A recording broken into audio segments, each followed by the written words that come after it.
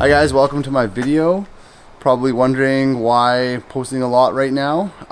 They have opened the border and I'm Canadian, so we are able to get to Oregon again. It's been 2 years, so I am overly excited. It is the off season. This is usually when we do builds and things or not touch quads at all, start snowmobiling. But because it's been 2 years since we've been able to go to the Oregon, I am super excited to get there and now all about these quads that I've basically ignored for the last 2 years. So this is an 86 frame that I picked up earlier this year. Basically a full roller. It's got an 89 swing arm on it.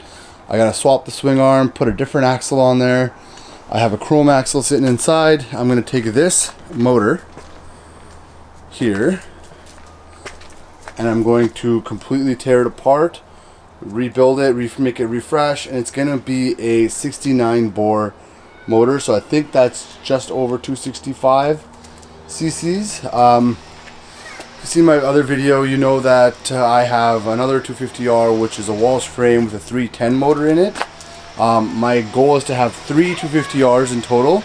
One is going to be a 363 and one is going to be a 265 Screamer, and the other is going to stay the Walsh 310. So overall I want 3 quads, 250Rs in total. One will be the 310 Walsh, which is in the other videos, and one's going to be an 86, but I think the 86 will get the 363 motor. I have the cylinder here. I just got to collect the parts for the bottom end and trans. I bought this earlier this year for 1,200 bucks, rolling chassis. If you know, watch my other videos, you know I love sweet deals on quads.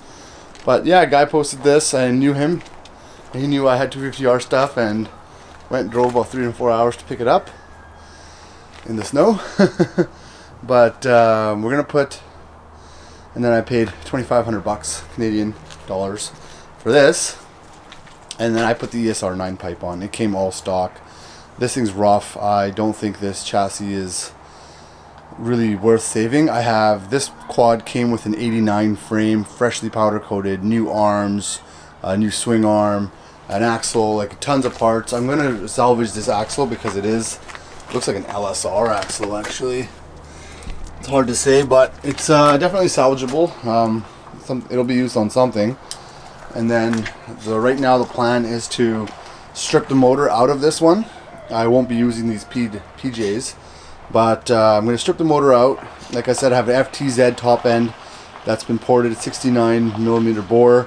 That's getting just honed and double looked after at my machinist. And then I'm going to put this motor together and then hopefully put it into this thing. I have the 86 swing arm sitting in my truck. I'm hoping the shock linkages are the correct year, or at least usable, or I have the correct year sitting around, because that will get expensive pretty quick. Yeah, other than that, it looks like this axle's aftermarket too. No, I think that's stock. What do you guys think? Is that stock axle? I'm just rare to see spacers. That's what's throwing me off here. I'll probably put an anti-fade on there because this system is just dog shit. But yeah, it comes with the rubbers. I think this is a sweet deal these days. This is one of the last, these are the only 250Rs that have been sold in my area in the last 3 years. And this one, I messaged the guy and he had been having my number saved because I sold him a bunch of parts prior to this.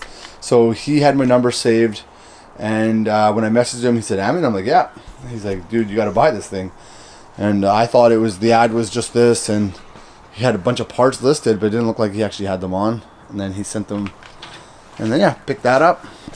And then, so what I'll do is, I'll tear the motor down, I'll make some videos of the progress. Definitely the shocks need to be rebuilt, but I'm not going to do it yet. I probably will send it to Jogasa. I hope that's how you pronounce it. Jogasa, I think that's right. So he's the one who did these shocks. These shocks look way, way worse than those, and they look mint. So I'd ideally like for him to make them pretty Fuck, these shocks are long. I guess the stock ones are long too. So you can compare stock versus aftermarket front end. I like that it has the exact correct 86 hubs. I've ordered some 86 foot pegs, and yeah, I know it's kind of a frowned upon thing to put an 88 motor into an 86, but in my opinion, this 88 motor will eventually go back into the other 89 frame that I have. So this is more of like a short term, save some money. If you're watching my channel, you know I got a couple builds going on right now, so I'm trying to be a little budget conscious without cutting corners. So by putting this motor in there, I can easily, like, taking a 250R motor out is a half hour and 1 hour worth of work. It's not very hard. A few bolts there, boom, pops right out. It's super simple. So I'm hoping to build this motor and then put it in here for, let's say, a year, and then work on, once the border is fully open and we can cross willy-nilly, that'll save me a lot of money on parts, shipping, and taxes. Right now I'm getting crushed. If I buy something online, shipping it used to be free to the border, and then I'd go drive over, pick it up, bring it back, pay the taxes if it's over a certain amount, and then that was like, 10% surcharge roughly, right? 12%. Now I have to pay $50 to ship a crankshaft, or plastics. You can't ship them. They're too expensive. That'll be like $500.